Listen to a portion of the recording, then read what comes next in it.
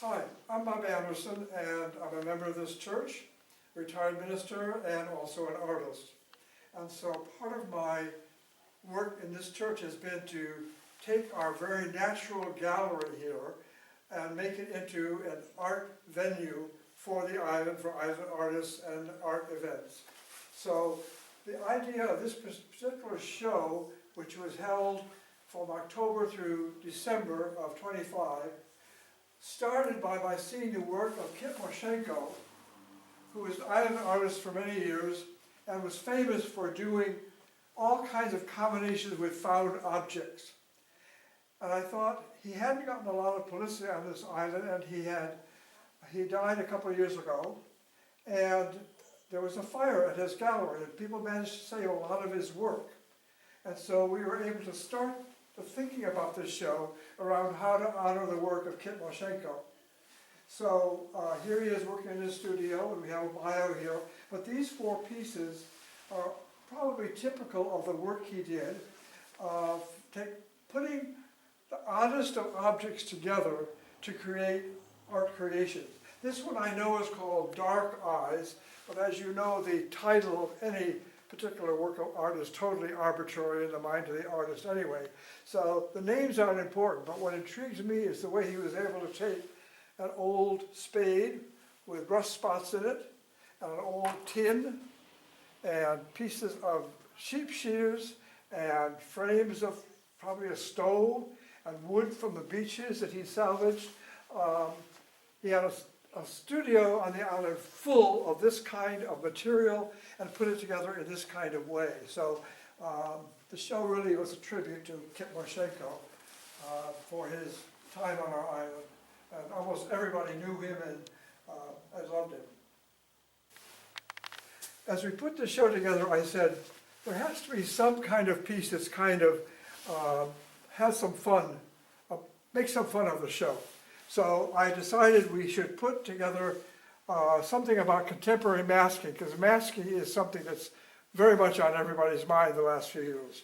So it seemed to me that if we had a key person in our country who was not masked, surrounded by all the kinds of people, leaders, people from the arts world, people from the governing world, the native world, the historic foundations of our country, that we had the makings of a fun piece that could kind of let people chuckle at this show.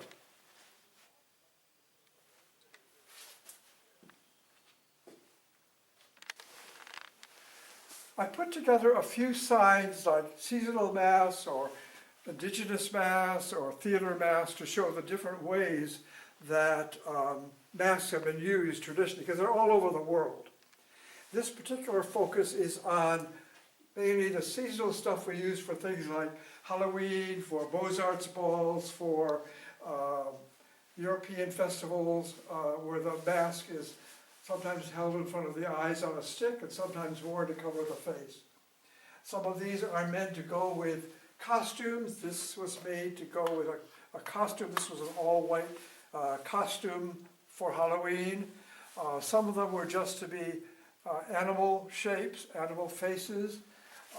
This was part of a spirit mask. It's all in lace. This is, of course, the very typical kind of mask that was used at Beaux-Arts balls in Europe. That one and this one, which is shared by someone on the island. This is a painted mask. Many people have a face painting tradition as their art form. And this one was painted at Burning Man, not by me, but by someone. It's a photograph of mine. Some of them are half masks. Some of them are, this was done by my nephew. It's a kind of old-fashioned pin-up doll. What's it called, a pin-up doll? Paper doll. Paper doll. Kind of mask, okay. It's sort of made of fine, just found objects, cardboard and things. So Halloween masks and seasonal masks can be made of all kinds of kind of objects. And this is a chance to show the range of that. And because a lot of people asked for a workshop on making masks, because I make a lot of them and I would teach a mask making workshop, but we never got around to finding the place or time to do that. But so I laid out some of the ways that we go about making a mask by using a mask form from the local party store, or making sketches and clay paper mash that can be used to build the form, how to sketch out in a larger design. That's the sketch for this owl mask. And then we'll say more later about the green man mask. Found out also green man is also an orange man, so here was an unfinished mask in clay that's being painted, but it's not finished yet. So this was just to give people an idea about how to go about making a mask if you wanted to do that. From sketches from Mayan mosaic masks and Mayan clay masks of their gods, and we'll have more of those as we get into the next gallery. This piece by Leo Osborne, who is a resident of our island and nationally known, depicts a hidden face, which raises questions that are endemic to the show itself, is what are you hiding from, or what are you pretending to be? Why are you looking at the world this way? And it's a question we can ask for all of the pieces that are in the show. These four masks are about the theme of the green man, which appears heavily in Renaissance and earlier classic art paintings, where there was this figure, this face of a man in the foliage of, that you had to kind of look to see it, in the foliage of the scenery. And he was known as the green man, also was sometimes called the consort of the goddess, and also sometimes thought of as just simply a spirit of nature, and then sometimes a Pan or Dionysus figure. So it's definitely a clearly pagan figure. These two are just generally green man masks in clay. This one is a sketch of a green man face that appears in one of the most Catholic of shrines in southern Spain, in the white cities of southern Spain. Here is this Catholic shrine with all of the crutches and the votive things that people leave as response to prayer and so on, all the prayer tags and the bones and the stuff. As Catholic a shrine as you want, in the middle of it is this totally pagan symbol, which I sketched on site. And all I could think of was, where was quality control when this shrine was being put together? Because this should not be there, but it amused me. But also, this is a photograph someone took for me of the leg of a table in St. Philip Neri Church in Oaxaca. It's part of two tables which support huge statues of Jesus and the Virgin Mary to either side of the altar. Again, why is, obviously he's the green man because he's got all this vegetation growing out of him. And it's a three-way mask, and it's on every leg of these tables that support religious votive figures that are 6 feet tall. So masks appear in very strange places, and for reasons that are sometimes totally mysterious. This is a wearable mask, believe it or not.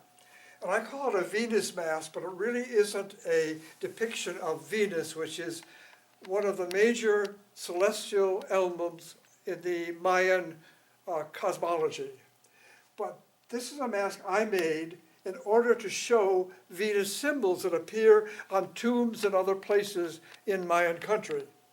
This face has a flower on the side, which is typically appears as a Venus symbol. This symbol of the bell with the two arches is a Mayan symbol, and this three-way thing with a kind of a feathery design in it.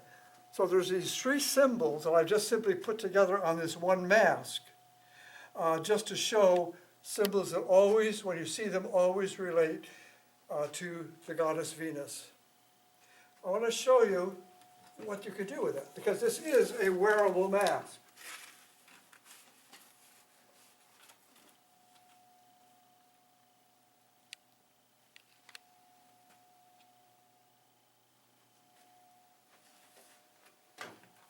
Okay, stop. Okay.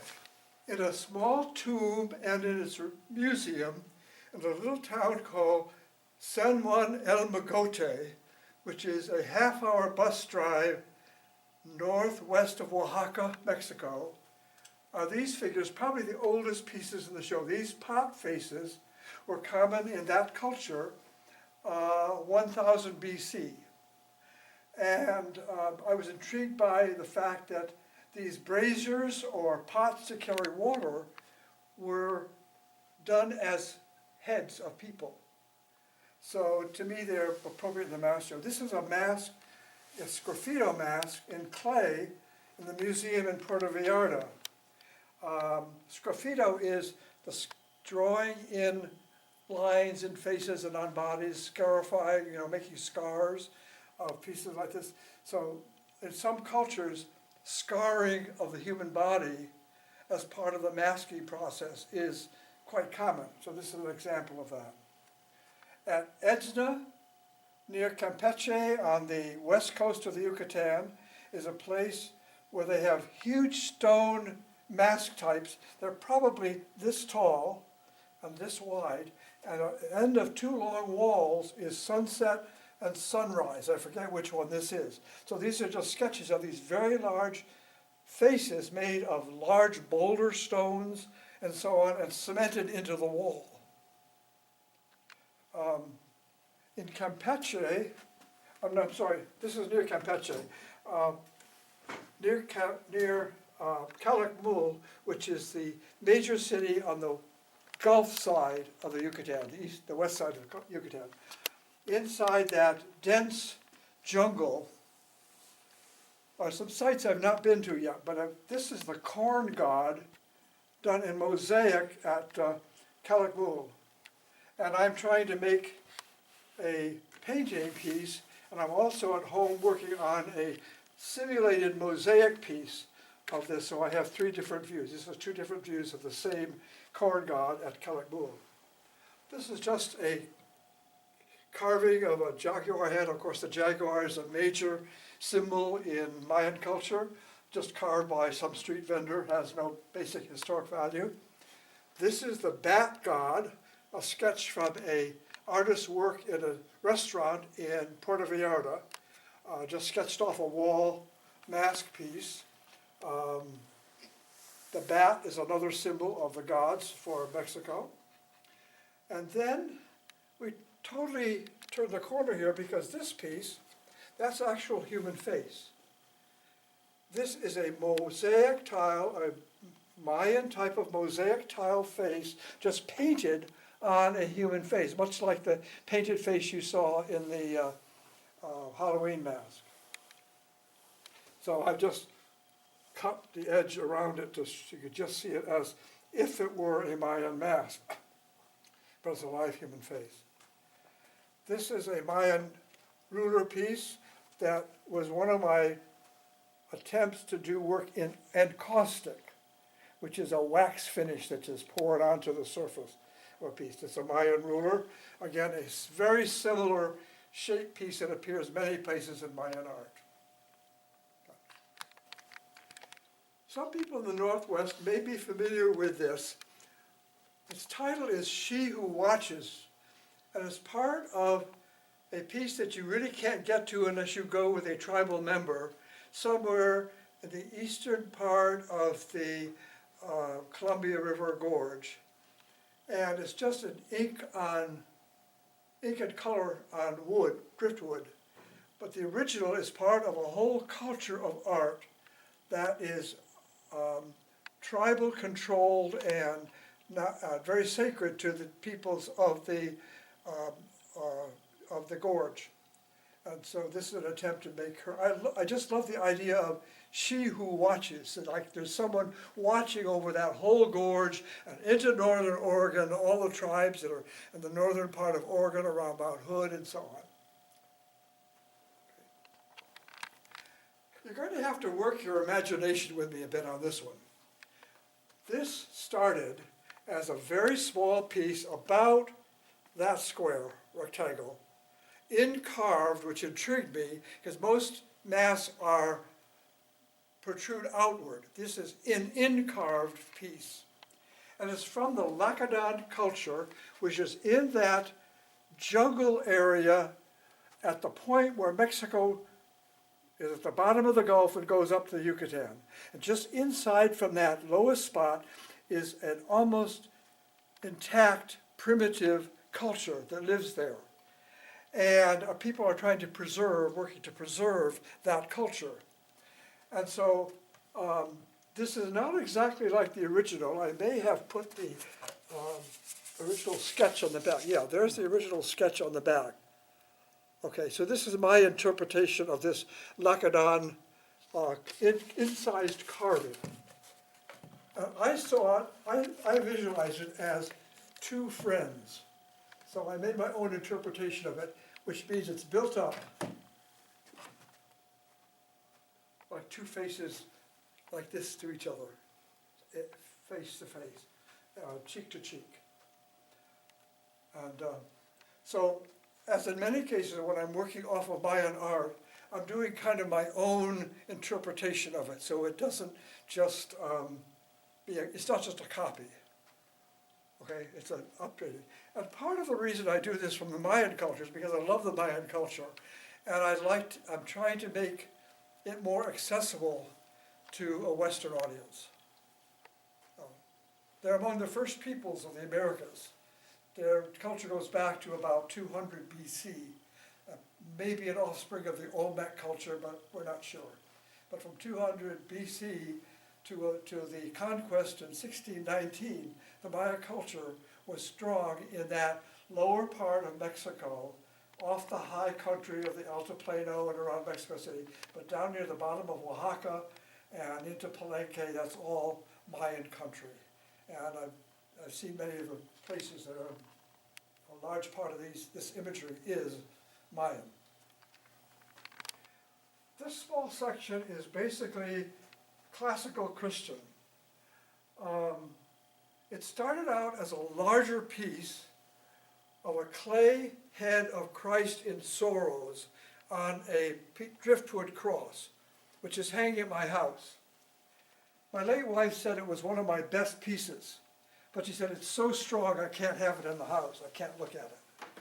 So I didn't put it as the centerpiece, but imagine a different piece in the center. This is simply a Holy Week head of Christ, which is very common among the ritual progressions and processions and so on of Mexico and Holy Week. But the figures around it were meant to be around this crucifix. The visitor from Ethiopia, the person screaming, he can save others, but he can't save himself, the kind of words that were said by the detractors of the cross. A disciple, an older woman, they were meant to be a beginning of a collection of people to be hung as masks around this central cross. But for this show, I put the different face in it. But to give a taste of how masks were used very commonly in not only early Christian art throughout the history of Christian art, but also in Christian festivals where people put masks on to be in Holy Week processions and that kind of thing.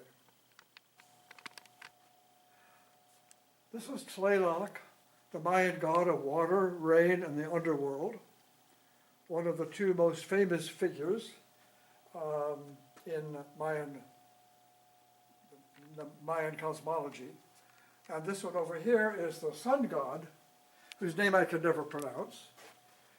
And these are probably emblematic of the kind of art you would see all over Mexico, in faces, in stonework, in murals, mosaics, and so on. The sun god appears, you've already seen one in this show. The sun god or the fire god appears everywhere in Mexico, as does Tlaloc. They have different names among the Aztec Altiplano tribes, and they have different names in the Mayan and in the Olmec. So sometimes I'm trying to remember what the Tlaloc's name is. And I think Tlaloc is the Mayan name, and I don't remember the Aztec name for Tlaloc, the water god. This is simply a cover off of a Greenpeace magazine cover. And I did a little spiffing it up with a little bit of extra paint and some feathers and some things. But there's a whole art movement, especially on the west coast of the United States, where the debris that is collected by people who are cleaning the oceans, like Greenpeace and other groups, bring it to the shore, and there's a whole AmeriCorps movement to turn these pieces into works of art of all kinds, big whale pieces and sea-related pieces. So this was simply an example of a whole art movement that's very strong on the southern coast of Oregon, where the AmeriCorps has a headquarters, and they're using these pieces. And I've been to places where they've got a whole park full of these huge whale-like and ocean-like pieces that are made all from debris collected out of the ocean.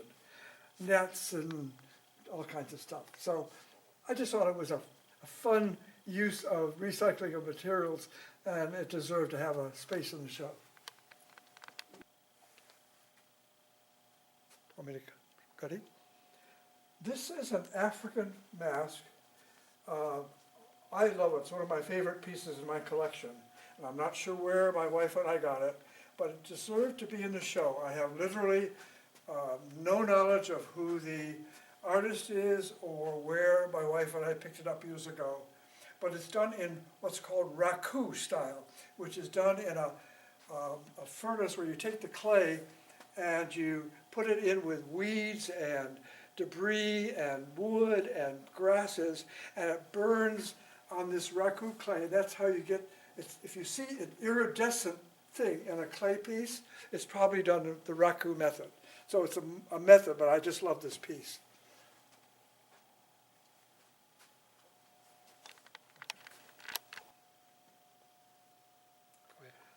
I put this section together calling it personas or theatrical because unlike some of the other shows you've seen, or especially the Christian section, many of the works here are unreal figures. They're figures that do not exist. The green man does not exist as a person, okay? It's a type, an archetype. But this section is more like the classical section of the Christian art because every one of these masks has a figure, a real figure behind it. And that's what distinguishes this section from even the next section you're going to see. The two key pieces here from Islanders, this was done by Rick Sievers on Island, and he calls it Then and Now. So in other words, it's how he sees himself as a mask back when, or how he sees himself now as a different person. So he's comparing a past and present of his life through the form of the mask. Okay. This figure is from Oaxaca, Mexico. It's part of a Zapotec ruler series in the San Domenico Museum at the St. Dominic's Church. Done in a type of hammered metal, hammered gold, and it's actually a pectoral piece. It's to be worn on the chest. It's just one style of art that the Aztec or Mixtec Altiplano, high plains area around Mexico City were proficient in. But in the same place in Mexico City, they've been doing a lot of excavating over the years, and this is the Birdman in the new, probably a couple of decades old now, museum at the south end of the Zocalo in Mexico City. So you got the cathedral, then you got a big open excavation area you can actually walk through. Then you go into the museum, and this is one of the figures, the Birdman. It's a photo that I took, and he appears in the museum. So these are pieces found in the excavation of the many layers of the Montezuma Temple, which was there when the conquistadors came in 1519 and eventually made it to Mexico City and started robbing from Montezuma's temple to build the cathedral. And so we don't know how many layers are here, but they think there's at least 10. They're down now to the 7th layer, and they find they can't go any further because the whole thing will collapse. It'll just fall apart. So they're going to stop where they are. They know there's 3 more layers that could be excavated, but maybe someday the technology will be there to do it. But it's a big open pit, and you can walk through and see the different layers of the Montezuma dynasty over the years prior to 1519.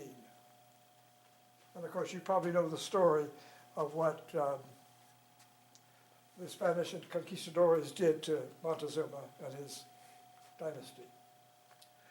This particular piece I put in the show because a friend of mine did this, an Eastern artist.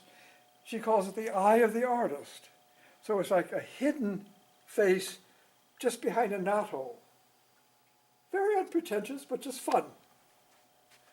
This is the old man from a dance that's traditionally Mexican. I'm not sure what province, but old men wear this pink mask. They're all alike with these white robes, and they have a cane, and they kind of toddle around doing this prescribed dance. It's a traditional dance of Mexico.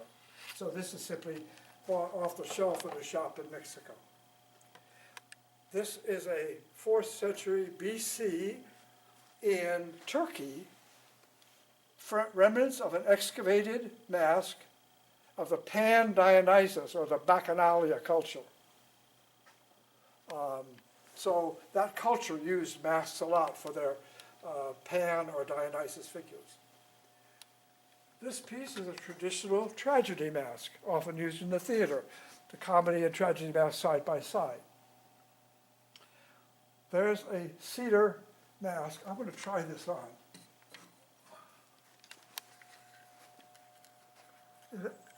When Leo came, this is Leo Osborne's piece, when Leo came in wearing this, I didn't recognize him at first. Even though the eyes were wide open, it was Leo, but somehow this just added a dimension that was almost totally successful in disguising the face.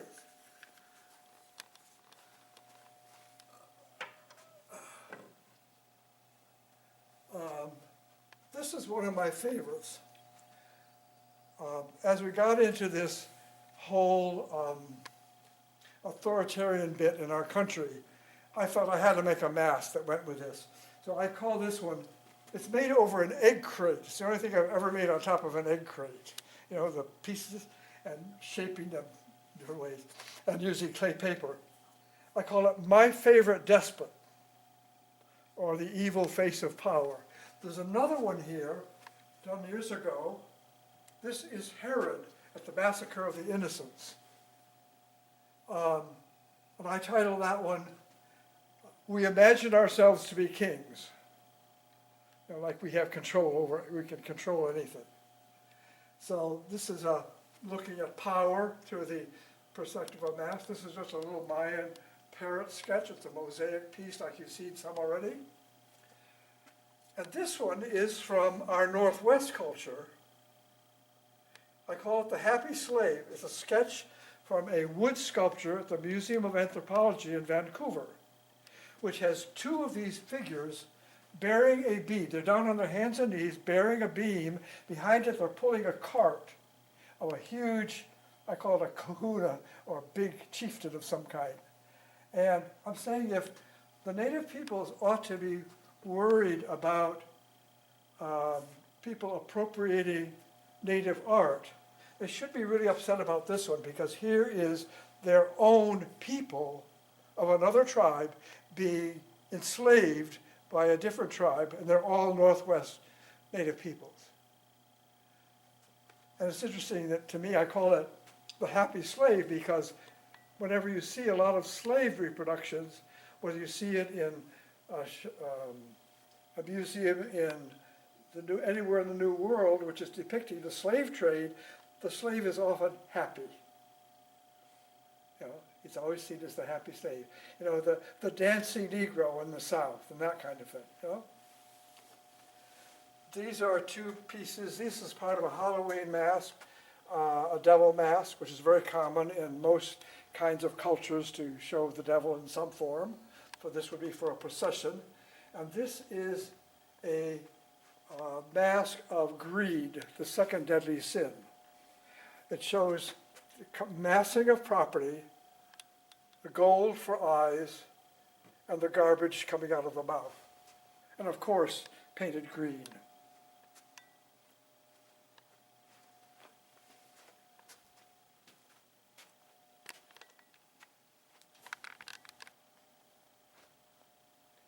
Yanni Young is a member of our church who brought these from Mexico. They're carved on very soft wood. This is almost like holding nothing, it's so lightweight. But there's a series of Costa Rican carved nature masks that she loaned to the show, which depict the butterflies and the toucans and the figures of her native Costa Rica. They're decorative masks. These are not meant to be personages, they are meant to be wall decorations, okay? There's a whole genre of masks that are just meant to decorate a wall, not meant to represent anything, be a ritual piece or be used at some kind of an event, but just because you like the image. This cluster of 4 masks of the 4 seasons was done by Lynn Prewitt of our church, and it shows she just took basic Michael's store kind of masks and just built over them with collage and tissue paper and net and so on, and captured the feeling of the 4 seasons. Again, they're decorative, they're probably not meant to be, they might be able to be worn. I think you could actually probably, yeah. They're masks, very small masks that you can buy in stores. I showed at the beginning on how to make masks, but these are intended to be decorative, not to be in any kind of procession. But I think you could use them in some kind of a dramatic setting. Okay.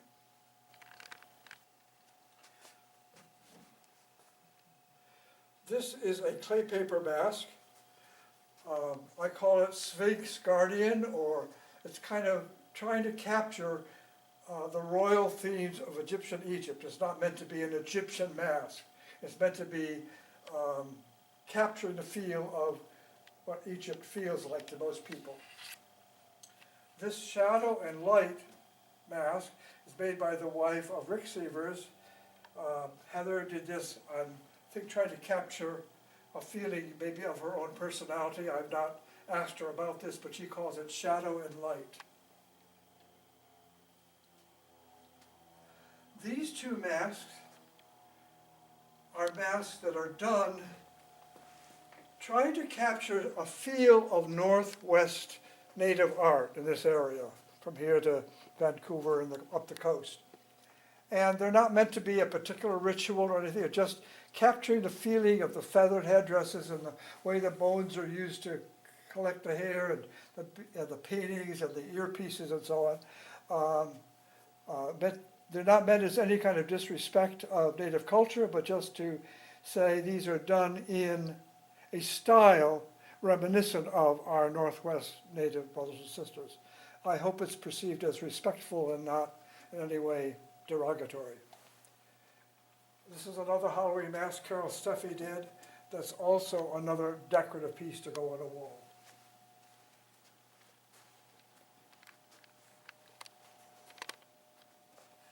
Okay. This last small section is just 3 different versions of the lion, tiger, jaguar series. The tiger, this was made as a part of a Halloween costume, where the whole costume is a jaguar pelt. So it's a wearable Halloween mask. Could have been in the Halloween part of the show, but this is done in a style reminiscent of much of the painting style that is current in Mexico City. If you go down there today, you will see many muralists and painters of figurative stuff that use this multiple bright colors. I've seen huge metal horses in the Zocalo of Oaxaca, painted like this. So I just, of course, had to try one, you know, because I like the effect of how you can just still capture a feel by multiple color uses. And then this is made in clay paper, and then there's pieces of driftwood put on as kind of earpieces. So it's a purely decorative mask. And this is a piece done in bas-relief by a friend of mine, Daniel Ortega, who comes up every summer and works with me, and we do bas-relief work. And he works with hemp fibers to create these low reliefs that he does in wild painting forms. But this is his interpretation of a lion. So the whole point of the show was to try to help people appreciate and draw their own conclusions from what these masks say to them, whether they're an indigenous piece, a Christian piece, a theater piece, a decorative piece. But it should give you a feel for the great variety of masks used throughout history through different cultures. We could go into Asia and Africa, of course, in great extent, but that was way beyond the scope of this show. But I hope you appreciate some of the ways that masks try to interpret our culture and try to give us pleasure and give us something to think about and maybe learn something from the insights and the views of another culture. Thank you very much, Bob. That's it. Mm-hmm.